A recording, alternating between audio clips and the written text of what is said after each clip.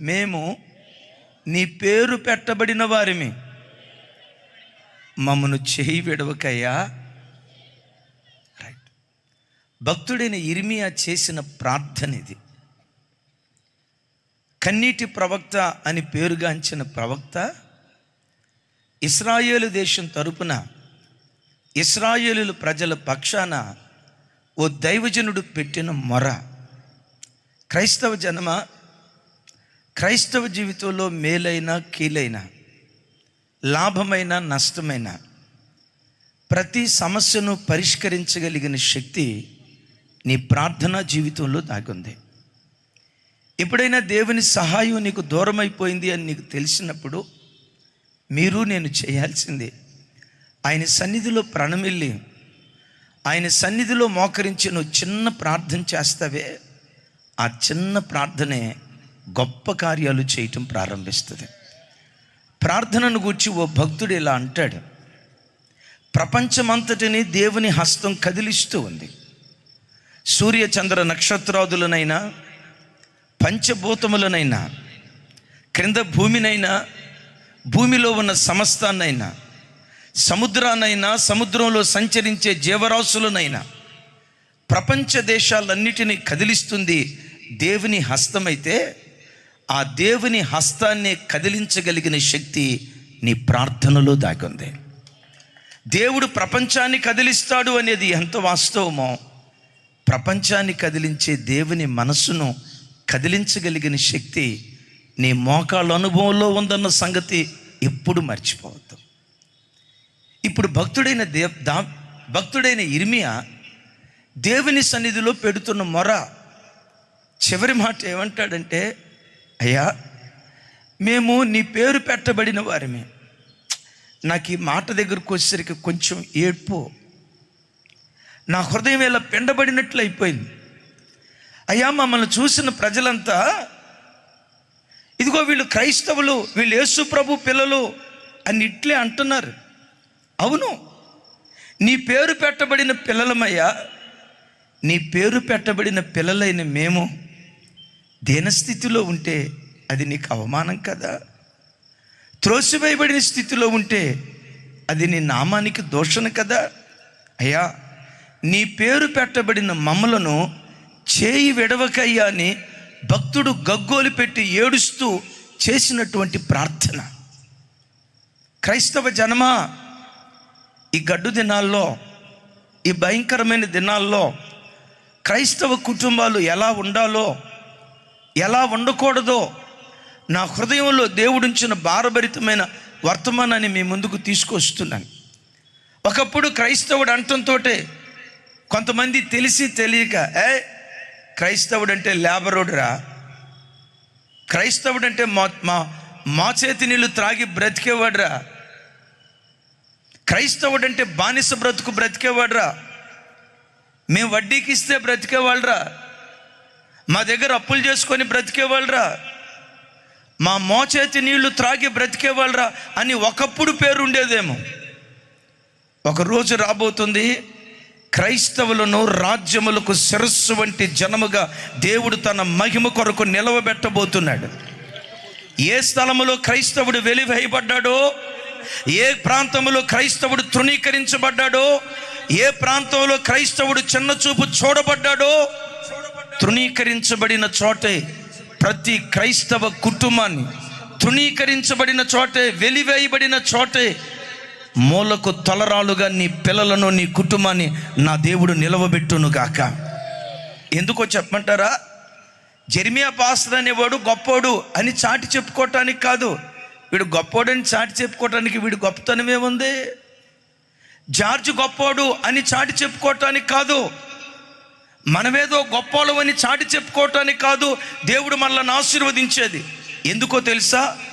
ఆయన నామ ఘనత కొరకు, అన్యజనుల మధ్యలో ఆయన మహోన్నతుడు అనిపించుకోవాలని, అన్యజనుల మధ్యలో తనను ఆశ్రయించిన ప్రజల జీవితాల్లో ఎలాంటి శోర కార్యక్రమాలు జరిగించగలడో ఆయన నామ ఘనత కొరకు. ఒకప్పుడు దాసులుగా ఉన్న నీ బ్రతుకులను యజమానులుగా నా దేవుడు మార్చునుగాక. మరలా చెప్తున్నాను, దేని కొరకు తెలుసా? ఆయన నామ ఘనత కొరకు. రోజు నీ పిల్లల విషయమే ప్రార్థించేటప్పుడు చెల్లి ఈ మాటను, నీ కుటుంబం కొరకు ప్రార్థన చేసేటప్పుడు ఈ మాటను, అయ్యా నీ పేరు పెట్టబడిన పిల్లలం కదయ్యా, నీ పేరు పెట్టబడిన ప్రజలం కదయ్యా, మమ్మల్ని చేయి విడిచిపెట్టకయ్యా, మా పిల్లలను చేయి విడిచిపెట్టకయ్యా, మా కుటుంబాన్ని చేయి విడిచిపెట్టకయ్యా, నీ నామఘనత కొరకు మా చేతులు పట్టుకొని లేవనెత్తయ్యా. ప్రతి దినం ఈ ప్రార్థన చేయుదుంగాక. అసలు ఇర్మియా ప్రవక్త ఈ ప్రార్థన చేయటానికి కారణం, ఆ దేశంలో దేవుడు ఎలా ఉన్నారు, దేవుని ఎలా సంబోధిస్తాడు. ఇజ్రాయేలు రక్షక, ఇజ్రాయేలీలకు ఆశ్రయుడా, కష్టకాలములో రక్షకుడా. నీవేళ మా దేశంలో పరదేశిగా ఉన్నావు, రాత్రివేళ బస చేయటానికి గుడారము వేయు ప్రయాణస్తుని వలె నీవేళ మా మధ్యలో ఉన్నావు, భ్రమసిన వాని వలె మా మధ్య ఉన్నావేంటయ్యా. రక్షింపలేని శూరునిగా నిస్సహాయ స్థితిలో మా మధ్యలో నువ్వెందుకున్నావయ్యా.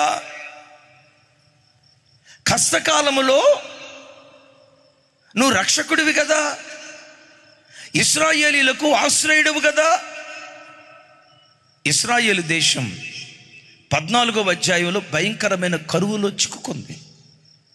వర్షం పడక, నిన్న వర్షం పడిన దాన్ని గురించి విన్నాం కదా, వర్షం పడక దేశంలో నేల చీలిపోయి పశువులకు మేత దొరక్క భయంకరమైన కరువు కాటకాల మధ్యలో దేశం అల్లాడిపోతుంది.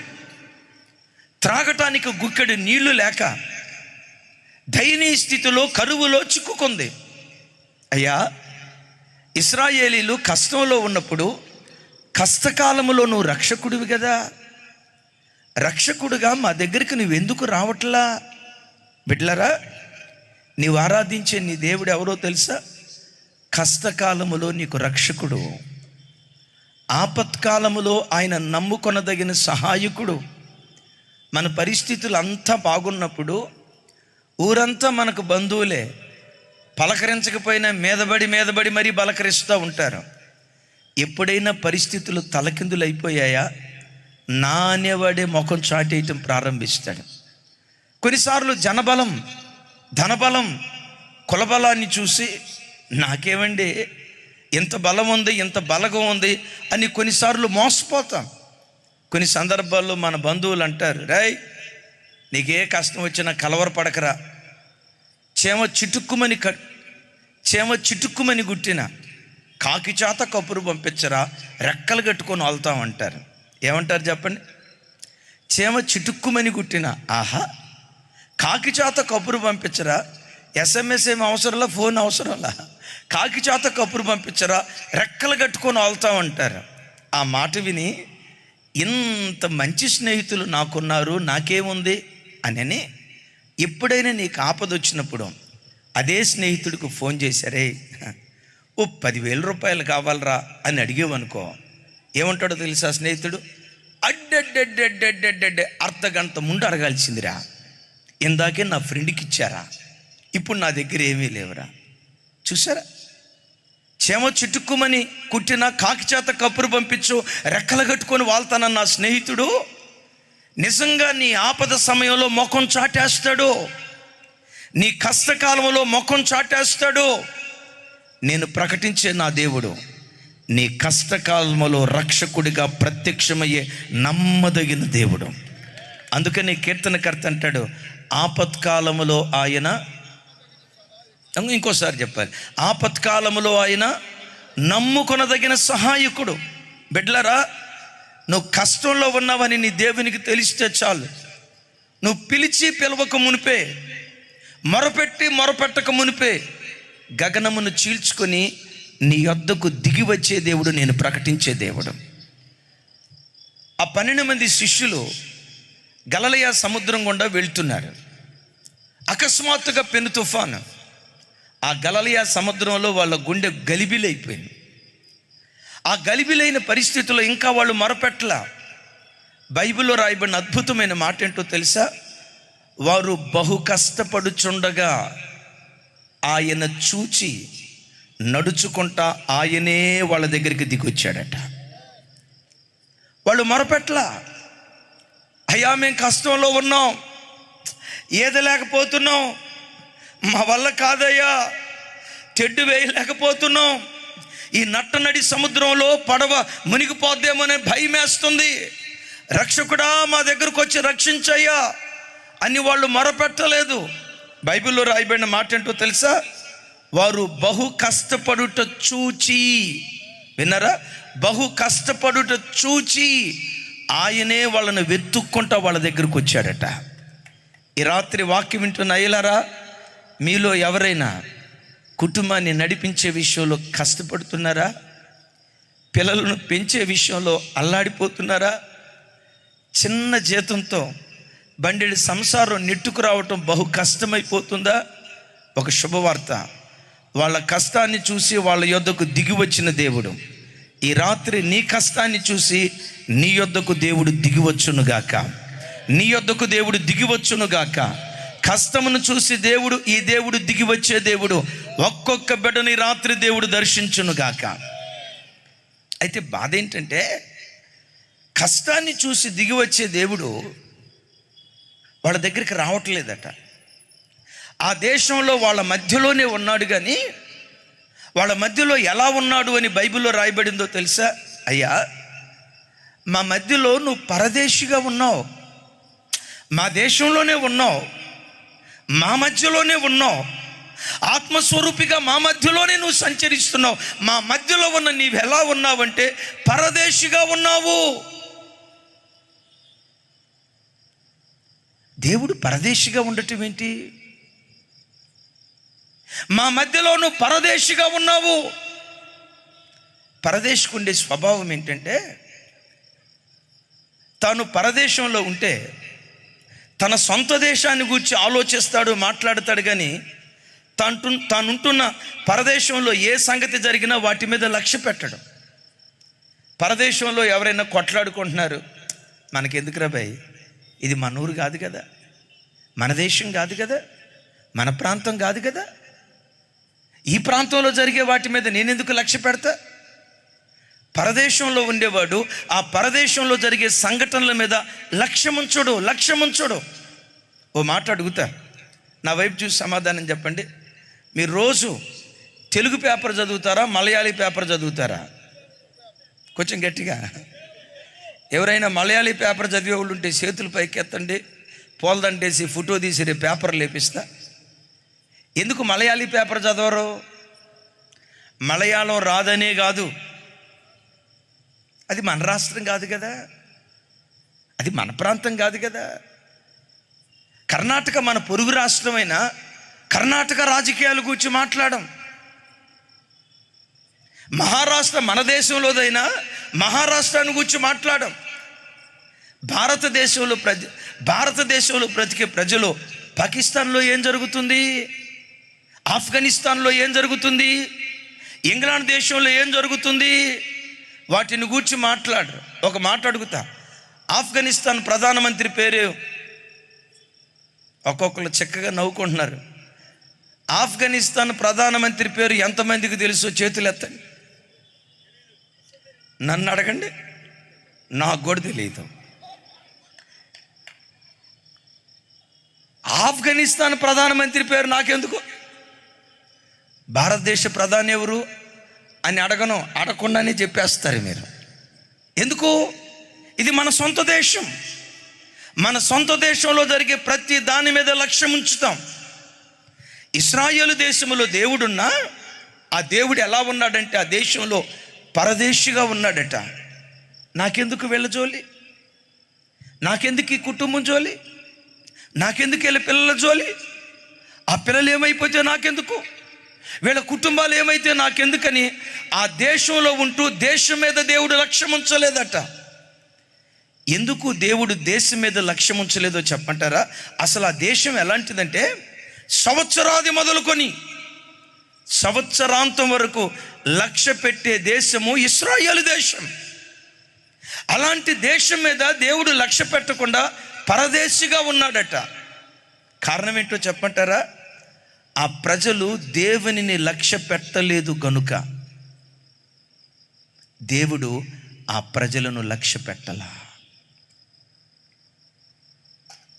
ఆ ప్రజలు దేవుని లక్ష్య పెట్టలేదు, దేవుని వాక్యాన్ని లక్ష్య పెట్టలేదు, దేవుని మందిరాన్ని లక్ష్య పెట్టలేదు, దేవుని సన్నిధిని లక్ష్య పెట్టలేదు, మోకాళ్ళ అనుభవాన్ని లక్ష్య పెట్టలేదు, ప్రార్థనా జీవితాన్ని లక్ష్య పెట్టలేదు. ఓ రకంగా దేవుడంటే పెడముఖం పెట్టుకొని ఆ దేవుణ్ణి ప్రజలు లక్ష్య పెట్టలేదు గనుక దేవుడు ఆ ప్రజల మధ్యలో ఉన్న ప్రజలను లక్ష్య పెట్టకుండా ఆ దేశములో పరదేశిగా ఉన్నాడట. వాక్యం వింటున్న చెల్లి, తమ్ముడు, నా వైపు చూడు. దేవుడు నీ కుటుంబంలో ఏ చిన్న కష్టం నష్టం కలిగినా దేవుడు జోక్యం చేసుకొని పనిచేస్తున్నాడా? దేవుడు మౌనమైనట్లుగా అయిపోయిందా? నీ విషయంలో చిన్న కరువు కలిగినా చిన్న కష్టం కలిగినా దేవుడు జోక్యం చేసి పరిష్కరిస్తున్నాడా? కొన్ని నెలల బట్టి ఏడుస్తున్నా దేవుడు మౌనమైనట్లుగా నీ పరిస్థితి అయిపోయిందా? ఎందుకు వీళ్ళ విషయంలో దేవుడు మౌనమై లక్ష్య పెట్టలేదో చెప్పంటారా? వారు దేవునిని లక్ష్య పెట్టలేదు, దేవుని ధర్మశాస్త్రాన్ని లక్ష్య పెట్టలేదు, దేవుని వాక్యాన్ని లక్ష్య పెట్టలేదు, ప్రార్థనా జీవితాన్ని లక్ష్య పెట్టలేదు. అందుకని దేవుడు వాళ్ళ మీద లక్ష్యం ఉంచకుండా పెడముఖం పెట్టుకున్నట్లుగా వాక్యంలో చూస్తున్నాం. ఒక్కసారి నా వైపు చూడండి, ఒక్కసారి నా వైపు చూడండి. ఉదయం పడకల మీద నుంచి లేవటంతో ఎంతమంది బైబిల్ మీద లక్ష్యం ఉంచుతున్నారు, సెల్ ఫోన్ మీద లక్ష్యం ఉంచుతున్నారు? పడకల మీద నుంచి లేవటంతో నా కళ్ళు మొట్టమొదట దేవుని వాక్యాన్ని చదవాలి, నా కళ్ళు మొట్టమొదట దేవుని వాక్యాన్ని ధ్యానించాలి. లేవటంతో ఎంతమంది కళ్ళు దేవుని వాక్యం మీద లక్ష్యం ఉంచుతున్నాయి? ఒకప్పుడు క్రైస్తవ జీవితం ఎలా ఉండేదో తెలుసా? క్రైస్తవుడు రాత్రి పండుకునేటప్పుడు తప్పకుండా తలగడ దగ్గర చెప్పండి ఏం పెట్టుకునేవాడు చూసారా? తలగడ ప్రక్కన పడకల మీద అలా వెళ్ళక మునిపే తలగడ ప్రక్కన ప్రతి క్రైస్తవుడు బైబిల్ పెట్టుకునేవాడు. ఎందుకో తెలుసా? లేవటంతో కళ్ళు మొట్టమొదట దేవుని వాక్యాన్ని చదవాలని. నేనంట ఈ దినాల్లో ప్రజలు రాత్రి పండుకునేటప్పుడు తలగడ పక్కన బైబిల్ పెట్టుకునేది ఎంతమంది అని నేను అడగను. ఈరోజు తలగడ పక్కన పెట్టుకునేది ఏదో తెలుసా? చెప్పండి. మీరు చెప్తే అట్టాగయ్య గారు, బైబిల్ పోయింది. వాక్యాన్ని లక్ష్య పెట్టే ప్రజలు, వాక్యాన్ని ధ్యానించే ప్రజలు కరువైపోయారు గనుక ఆ దేవుని ప్రజలు లక్ష్య పెట్టట్లా. క్రైస్తవుడు రక్షించబడిన ప్రారంభ దినాల్లో క్రైస్తవుని ఆత్మీయ స్థితి ఎలా ఉండేదో చెప్పంటారా? ప్రతిరోజు అరుణోదయపు దినాన లేచి ప్రార్థన చేయాలి. ఈ కనెక్షన్ ప్రతి క్రైస్తవుడికి ఉండేది. ఎప్పుడైనా ఒక్కరోజు అరుణోదయపు దినాన లేచి ప్రార్థన చేయకపోతే, ఉదయాన్న లేచి కంఠధ్వని దేవునికి వినిపించకపోతే ఆ రోజంతా ఏమయ్యేదో తెలుసా? ఈరోజు లేవలేదురా, నా కంఠధ్వని దేవునికి వినిపించలేదురా, నా దేవుని సన్నిధిలో నేను మొరపెట్టలేదురా, అయ్యో ఈ ఉదయకాలం నేను లేవలేకపోయానని ఒక్కరోజు ఉదయం లేవకపోతే ఆ రోజంతా అపరాధ భావంతో అల్లాడిపోయిన అనుభవాలు రక్షించబడిన ప్రారంభ దినాల్లో. నా చెల్లెలారా, తమ్ముళ్ళారా, నిన్ను అడుగుతా, ఉదయకాలం లేచి నిండు మనసుతో నువ్వు ప్రార్థన చేసి అంతకాలం అవుతుంది? ఉదయకాలం లేచి నీ కంఠధ్వని దేవునికి వినిపించి ఎంతకాలం అవుతుంది? కుటుంబంలో కుటుంబ ఆరాధన జరిగించుకొని ఎంతకాలం అవుతుంది?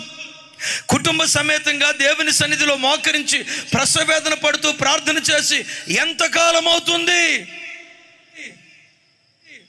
ఒకప్పుడు కుటుంబ ప్రార్థన దగ్గర కూర్చునే కుటుంబాలు ఈరోజు టీవీ దగ్గర కూర్చుంటున్నాయి, సీరియల్ దగ్గర కూర్చుంటున్నాయి, సినిమాల దగ్గర కూర్చుంటున్నాయి. కుటుంబ ప్రార్థన పట్ల వారు లక్ష్యం ఉంచలేదు గనుక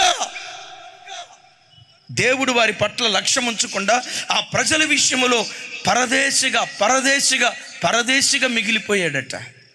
ఒక అద్భుతం చెప్పంటారా? బోయాజ్ పొలంలో 100 మంది పనిచేస్తున్నారు. 100 మంది పనిచేస్తున్నారు. 100 మంది బోయాజ్ పనిలో 100 మంది బోయాజ్ పొలంలో పనిచేస్తున్న బోయాజ్ ఒక్కరి మీదే లక్ష్యం ఉంచాడు. ఎవరి మీద చెప్పండి? ఎవరి మీద చెప్పండి? ఎవరి మీద చెప్పండి? రూతు మీద లక్ష్యం ఉంచి అంటాడు, రూతు, వేరొక పొలానికి నువ్వు ఏరుకోవటానికి వెళ్ళొద్దు. బ్రతుకు కాలమంతా ఈ పొలం దగ్గరే ఉండు. బ్రతుకు కాలమంతా ఈ పొలంలోనే నువ్వు బ్రతుకు. నిన్ను ముట్టవద్దని యవనస్తులకు నేను ఆజ్ఞాపించాను. నీకు దాహమైనప్పుడు కొండల దగ్గరికి వెళ్ళు, నా పని వాళ్ళు తోడి నీకు నీళ్లు పోస్తారు. నీవు ఇక్కడే బ్రతుకు. రూత్ అంటది, ఏమి చూసి పరదేశినైన నా యొడల నీకు కటాక్షము కలిగెనో, ఏమి చూసి నా యందు నువ్వు లక్ష్యం ఉంచావో ఒక్కసారి చెప్పవా అయ్యా? ఏడుస్తూ అడుగుతుంది. బోయాజు యొక్క లక్ష్యం రూతు మీద నిలిచింది. ఆ పంట పొలంలో ఎంతోమంది పనిచేస్తున్నా ఆ 100 మంది పనివారి మధ్యలో బోయాజు యొక్క కటాక్షం రూతు మీద నిలిచినట్లుగా ఈ రాత్రి వాక్యం వింటున్న ప్రభు పిల్లలారా, పరమ బోయాజుగా పిలువబడుతున్న యేసు క్రీస్తు వారి కనుదృష్టి ఈ రాత్రి నీ మీద నిలుచునుగాక. ఈ రాత్రి నీ మీద నిలుచునుగాక, నీ పిల్లల మీద నిలుచునుగాక, నీ కుటుంబం మీద నిలుచునుగాక, నీ సంఘం మీద నిశ్చయముగా నా దేవుడు నిలుపునుగాక. నిలుపునుగాక, నిలుపునుగాక, నిలుపునుగాక. అయ్యా, నేను పరదేశిని.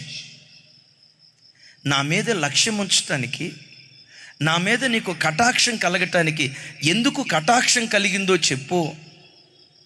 రూతు బంధువులనైనా స్నేహితులనైనా రక్త సంబంధికులనైనా లక్ష్య పెట్టకుండా ఇశ్రాయేలీల దేవుడే నిజదేవుడని ఎరిగి పేగు బంధాన్ని తెంచుకొని, విచిత్రం చూడండి, వాస్తవంగా రూతు ఎవరయ్యంటే మోయాబు దేశంలో మెలెకు దేవత దగ్గర ప్రధాన పూజారట. మెలెకు దేవత విచిత్రం, పసిపిల్లల బలిని కోరుకునే ఒక భయంకరమైన దేవత మెలెకు దేవత. ఇత్తడితో చేస్తారట. ఆ మెలెకు దేవత ఫోటో స్క్రీన్ మీద చూపిస్తారు చూడండి. ఆవిడ 2 చేతులు ఇట్లా చాచబడి ఉంటాయి, క్రింద మంట పెడతారు. అది బాగా వేడై ఎనప కొలిమిలాగా అది మార్చబడిన తర్వాత చిన్న బిడ్డలను ఆ మెలెకు దేవత చేతుల మీద పెడతారు. ఆ చేతుల మీద పెట్టేటప్పుడు అగ్నిలో కాలిపోతా చిన్న బిడ్డలు కేకలేసేటప్పుడు అప్పుడు డ్రప్పులు వాయిస్తూ ఉంటారంట, డ్రమ్ములు కొడుతూ ఉంటారట. ఎందుకో తెలుసా? ఆ ఆర్తధ్వని ప్రజలకు వినపడకుండా ఉండటానికి వాయిద్యాలు వాయిస్తారట. ఇలాంటి కార్యక్రమం చేసే ప్రధాన పూజారి రూతు. రోజు నయోమి పిల్లలు ఏదో పని నిమిత్తం అక్కడికి వచ్చారు. వారి భుజం మీద దేవుని యొక్క ధర్మశాస్త్రం 10 ఆజ్ఞలు రాయబడి ఉన్నాయి. చదివింది, నరహత్య చేయకూడదు, విగ్రహారాధన చేయకూడదు. ఆ మాట చదివిన తోడనే రూతు గడగడ వణుకుతుంది. ఎందుకో తెలుసా? నేను రోజు ఈ మెలెకు దేవత దగ్గర చేసేది నరబలే కదా, నరహత్యే కదా నేను చేసేది. నేను దైవము కాని వాటిని ఆరాధించేదాన్ని కదా. అయ్యో, నా పరిస్థితి ఏంటి అని కలవరపడుతున్న ఆ దినాలలో నిజదేవుని వైపు తిరగటానికి అద్భుతం తెలుసా? తన ఉద్యోగాన్ని వదిలిపెట్టి, తన హోదాను వదిలిపెట్టి, తన అంతస్తును వదిలిపెట్టి జీవము కలిగిన దేవుని వైపు తిరిగి నయోమి బెత్లెహేముకు వెళ్ళేటప్పుడు, అమ్మా మీరు ఎక్కడే ఉండండి. అప్పుడు రూత్ అంటది, అత్త నీ దేశమే నా దేశం, నీ జనులే నా జనులు, నీ దేవుడే నా దేవుడు, మరణము తప్ప ఏది మనలను ఎడబాపలేదని దేవుడనే ఆ ఒక్కదాని కొరకు పేగు బంధాన్ని తెంచుకొని బోయాజు పొలంలో దాసిగా పరిగేరుకుని విధవరాలిగా పరదేశిగా అడుగుపెట్టింది. ఈరోజు ప్రభు బిడ్డలరా, ఎంతోమంది చూడండి స్క్రీన్ మీద. ఎస్, ఈరోజు అనేక మంది అన్య కుటుంబాల్లో నుంచి, అన్య కుటుంబాల నుంచి అనేక మంది ప్రజలు యేసుక్రీస్తు నిజదేవుడు, అయ్యో ఇంతకాలం మాకు ఈ దేవుడు తెలియలేదే, శాపగ్రస్తమైన వాటిని మేము ఆరాధించామే, దైవము కాని వాటిని మేము ఆరాధించేమని వారు ఆరాధించిన వాటన్నిటిని విడిచిపెట్టి, కులం కాదన్న కులానికి భయపడకుండా, మీ పిల్లల వివాహాలు కావు జాగ్రత్త, కులస్తులు బెదిరించిన కులం కంటే క్రీస్తే మాకు గొప్పోడని, కులం కంటే క్రీస్తే మాకు అధికుడని కులాన్ని విడిచిపెట్టి, రక్త సంబంధికులను విడిచిపెట్టి, బంధువులను విడిచిపెట్టి కొంతమంది రూతులాగా అన్య కుటుంబాల నుంచి రక్షించబడి యేసయ్య దగ్గరకు వచ్చారు. బాధ ఏంటో తెలుసా? ఇశ్రాయేలీల మీద బోయాజు కనుదృష్టి పడలేదు, కానీ అన్ని జనురాల మీద బోయాజు కనుదృష్టి పడింది. ఈరోజు సంఘాల్లో కూడా జరుగుతుంది ఏంటో తెలుసా? తాతల ముత్తాతల కాలం నుంచి మేము క్రైస్తవులం అని చెప్పుకునే ప్రజల మీద దేవుని కనుదృష్టి నిలవట్లా.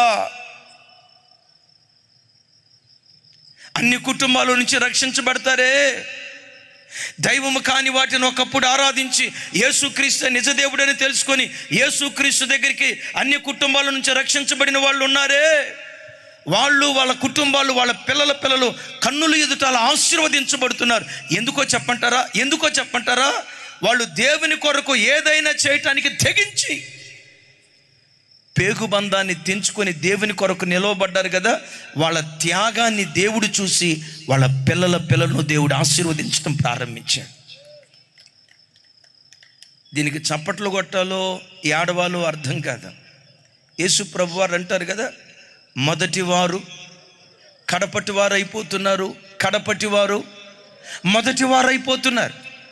తాతల ముత్తాతల కాలం నుంచి క్రైస్తవ కుటుంబాలను కదిలించావనుకోండి, యేసు ప్రభు గురించి చెప్పావనుకోండి, యేసు ప్రభు మాకు తెలియదా సార్, ఆయన ఏకంగా మా చుట్టం, మా మేనమామే, మా జేబులో మనిషే, అసలు మా ఫ్యామిలీ బ్యాక్గ్రౌండ్ గురించి చెప్పమంటారా?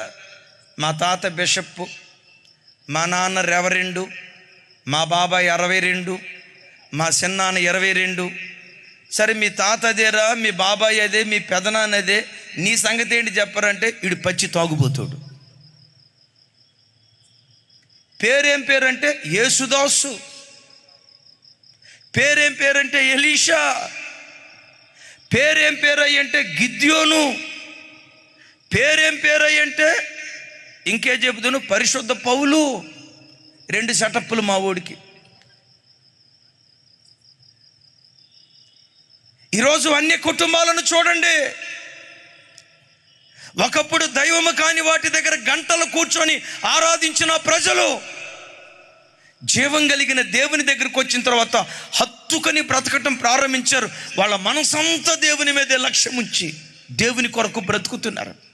అశోక్ ముదిరాజ్ హైదరాబాద్లో అన్య కుటుంబం నుంచి రక్షించబడిన ఒక సహోదరుడు ఓ రోజు నాతో మాట్లాడుతూ ఇలా అన్నాడు, నేను ముదిరాజ్ కుటుంబం నుంచి రక్షించబడ్డానయ్యా, ప్రైజ్ గాడ్. 15 సంవత్సరాల క్రితం రక్షించబడ్డాను, ప్రైజ్ గాడ్. ఆయన మాట్లాడుతూ అన్న మాట ఏంటో తెలుసా? ఈ 15 సంవత్సరాలలో ఒక్క ఆదివారపు ఆరాధన కూడా నేను మిస్ కాలేదు. సంవత్సరానికి వచ్చి 52 ఆదివారాలు, 52 × 10, ఇప్పుడేమి లెక్క అయ్యొద్దులే, అర్థమైంది కదా. 52 × 15, దరిదాపుగా 200 ఆదివారాలకు పైగా ఒక్క ఆదివారపు ఆరాధన కూడా నేను కోల్పోలేదయ్యా. ప్రతి ఆదివారపు ఆరాధనకు కుటుంబ సమేతంగా మేము హాజరయ్యాం. అంత మాత్రమే కాదయ్యా, మేము వెళ్ళే మందిరంలో ఆరాధన 9 గంటలకు ఆరాధన అయితే కుటుంబ సమేతంగా 8:45 కల్లా మా పాదములు మందిరపు వాకిటి గడప తొక్కుతాయ్యా. క్రైస్తవ బిడ్డలారా, మీ గుండెల్లో మంట రేపాలని అడుగుతూ ఉన్నాను. మీరు బాధపడినా పర్వాలేదు, మీ మనసులో నొప్పించాలని కాదు, కానీ మీ హృదయాలు రేపాలని అడుగుతున్నాను. ఒక్కసారి నా వైపు చూడండి. మీలో 10 సంవత్సరాల క్రితం రక్షించబడిన వాళ్ళు ఉన్నారు, 15 సంవత్సరాల క్రితం రక్షించబడిన వాళ్ళు ఉన్నారు, 20 సంవత్సరాల క్రితం రక్షించబడిన వాళ్ళు ఉన్నారు. దైవ సేవకుడిగా వేదిక మీద నుండి సవాలు విసురుతూ మిమ్మల్ని ప్రశ్న అడుగుతున్నాను. నీవు రక్షించబడిన 20 సంవత్సరాల నుండి ఒకసారి నా వైపు చూడండి. నేను రక్షించబడిన 20 సంవత్సరాల నుండి ఏనాడు ఆదివారపు ఆరాధన నేను కోల్పోలేదయ్యా. ఒక్క ఆదివారం కూడా దేవుని మందిరానికి నేను దూరం కాలేదయ్యా. ఎంతమంది ధైర్యంగా చేతులు ఎత్తగలరో ఒకసారి చేతులు పైకెత్తండి. 95% వికెట్లు ఫట్టు. ఒకవేళ ఎత్తిన చేతులు ఏవైనా ఉన్నాయంటే రూతులాగా అన్ని కుటుంబాల నుంచి వచ్చిన కుటుంబాలే.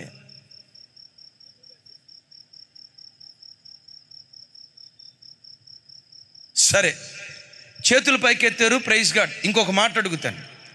మీ ఆరాధన 10 గంటలకైతే 5 నిమిషాల ముందే ప్రతి ఆదివారం 5 నిమిషాల ముందే మందిరంలో 5 నిమిషాల ముందే మా పాదాలు మందిరపు వాకి గడప తొక్కాయి. ఎంతమంది ధైర్యంగా ఇప్పుడు చేయెత్తగలరో చెప్పండి. అద్భుతం చెప్పంటారా? మన ప్రాంతాల్లో పరిస్థితి ఏంటంటే ఆదివారం 10ంటికి ప్రార్థన అయితే భక్తుడు 12ంటికి వచ్చినా దేవునికి స్తోత్రం, హల్లెలూయా.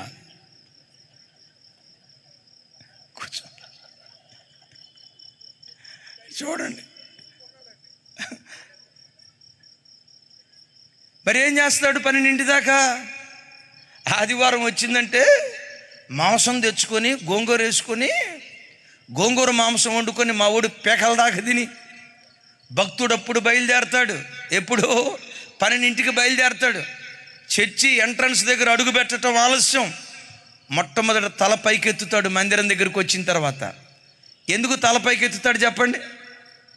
ఫ్యాన్ కోసం అంట. మరి మీకెట్టా తెలిసిందో ఏమో ఆ పార్టీలో జాయిన్ అయిన వాళ్ళు ఏమో నాకు తెలియదు. చర్చిలో అడుగు పెట్టడం తలపై పైకెత్తాడు, ఎక్కడ ఫ్యాన్ ఉందా అని. ఈ ఫ్యాన్ చూసిన తర్వాత ఎక్కడ గోడ ఉందా అని చూస్తాడు. పైన ఫ్యాను, కింద గోడ. ఇక ఆనుకొని కూర్చున్న 1/2 నిమిషంలో ఆవలింత, నిమిషంలో నిద్ర, 3వ నిమిషంలో మధ్యాకాశంలో ఉంటాడు. దేవునిని లక్ష్య పెట్టని ప్రజలు. అశోక్ ముదిరాజ్ చెప్తున్నాడు, 15 సంవత్సరాల నా విశ్వాస జీవితంలో ఒక్క ఆదివారపు ఆరాధన కూడా నేను కోల్పోలేదయ్యా. ప్రతి ఆదివారం కుటుంబ సమేతంగా వెళ్ళాం. ఒకానొక సందర్భంలో రక్షణ లేని మా తమ్ముడు ఆదివారం వివాహం పెట్టుకున్నాడు. వాళ్ళ కొడుకు వివాహం 12ంటికి. అన్నయ్య, కొడుకు పెళ్లి పెట్టుకున్నాను ఆదివారం 12 గంటలకి. నువ్వు పెదనాన్నవు కదా, నువ్వు ప్రక్క నిలబడి కొడుకు పెళ్లి జరిగించాలి. అప్పుడు ఈయన అన్నాడట, రేయ్ వస్తా. అయితే ఎప్పుడు వస్తానో తెలుసా? నువ్వు చెప్పినట్లుగా 12ంటికి రాను. ఆరాధన అంతా అయిపోయిన తర్వాత 3 గంటలకు వస్తా. ఆదివారం దేవుని సన్నిధి. అన్నయ్య, నేను నీ తమ్ముడిని అన్నయ్య, వాడు నీ కొడుకు అన్నయ్య. నా తమ్ముడా, నిన్ను ప్రేమిస్తా, కానీ నా దేవుని కంటే నిన్ను ఎక్కువ నేను ప్రేమించను. వాడు నా కొడుకే, నీకు పుట్టిన బిడ్డ నా కొడుకే. నా కొడుకును ప్రేమిస్తా, కానీ నా దేవుని కంటే ఎక్కువగా లోకంలో దేన్ని ప్రేమించను. అయ్యా, బిడ్డలు ఏం చేస్తున్నారు? అమ్మాయి డాక్టర్ అయ్యా, అబ్బాయి సాఫ్ట్వేర్ ఇంజనీర్ అయ్యా. మా బంధువుల మధ్యలో ఎవరిని దీవించనంతగా నా కడుపున పుట్టిన బిడ్డలను దేవుడు దీవించాడయ్యా. ఆ కుటుంబం మీద దేవుడు లక్ష్యం ఉంచాడు. తల్లి, చెల్లి, తమ్ముడా, ఉదయం లేవటంతో దేవుడు నీకు ఇచ్చిన ఈ వాక్యం మీద లక్ష్యం ఉంచు. పడకల మీద నుంచి లేవటంతో, దేవా, నా కళ్ళు మొట్టమొదట నీ వాక్యాన్ని చదవాలి. ఉదయం లేవటంతో నా పెదవులు మొట్టమొదటి మాట నీతో మాట్లాడాలి. అలాంటి దివ్యమైన ప్రాధాన్యత దేవునికి ఒక భక్తుడు అంటాడు, put God first, you never be last. Put God first. ప్రతి విషయంలో దేవునికి ప్రాధాన్యత ఇవ్వు. దేవుని మొదటి వానిగా పెట్టుకో. ప్రతి విషయంలో దేవుని లక్ష్యం ఉంచు. దేవుడు ఏం చేయమన్నాడో అలా ప్రవర్తించడం ప్రారంభించు. దేవుని మీద నువ్వు లక్ష్యం ఉంచితే నీ మీద దేవుడు లక్ష్యం ఉంచుతాడు. పరదేశిగా మన ఇంటిలో ఉండడు ఆయన. యేసు నామం పేరిట ఈ రాత్రి నుండి దేవుడు మన మధ్యలో స్వదేశిగా మన మధ్యలో సంచరించునుగాక. సొంతవాడిగా దేవుడు మన మధ్యలో సంచరించునుగాక. చప్పలు కొట్టు స్తోత్రాలు చెప్దాం. 2వ మాట అంటాడు, చూడండి ఆ మాట. ఇర్మియా గ్రంథం ఇర్మియా గ్రంథం 14వ అధ్యాయం, ఇందాక చదువుకున్న లేఖన భాగంలో ఒకసారి చూడండి. 8వ వచనం, 2వ మాట అంటాడు. నాతో కలిసి చెప్పండి. ఏలా రాత్రి వేళను బస చేయుటకు గుడారము వేయు ప్రయాణస్తుని వలె ఉన్నావు. ఒకసారి చూడండి, ఎంత విచిత్రమైన మాటలో. దేవుడు ఆ దేశంలో ఉన్నాడు, కానీ ఎలా ఉన్నాడో తెలుసా? రాత్రి వేళ బస చేయుటకు గుడారము వేయు ప్రయాణస్తుని వలె ఉన్నావు అంటాడు. ఎలా ఉన్నాడట? రాత్రి వేళ బస చేయుటకు, నివాసం చేయటానికి కాదు, రాత్రి వేళ బస చేయుటకు గుడారము వేయు ప్రయాణస్తుని వలె ఉన్నావు. రాత్రి వేళ బస చేయటానికి గుడారం వేసే ప్రయాణికుడు ఎలా ఉంటాడో తెలుసా?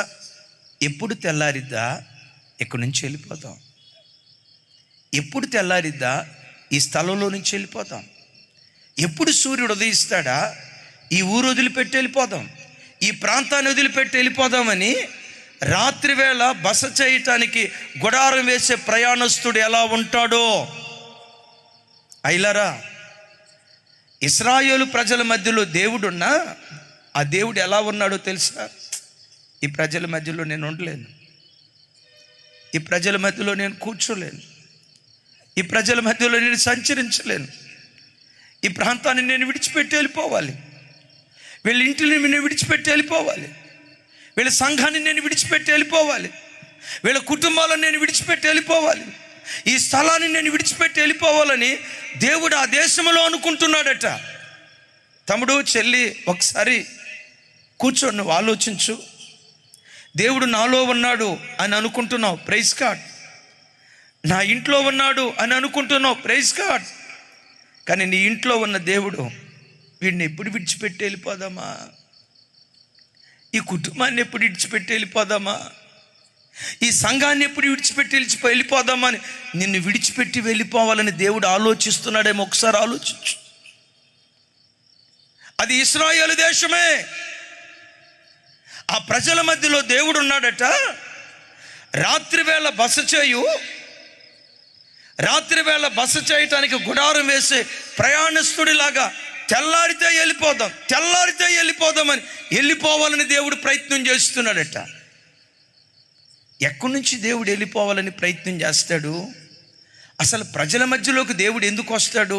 చూడండి, ద్వితీయోపదేశకాండం ఒక చక్కటి మాట మీకు జ్ఞాపకం చేస్తాను. చూడండి, ద్వితీయోపదేశకాండం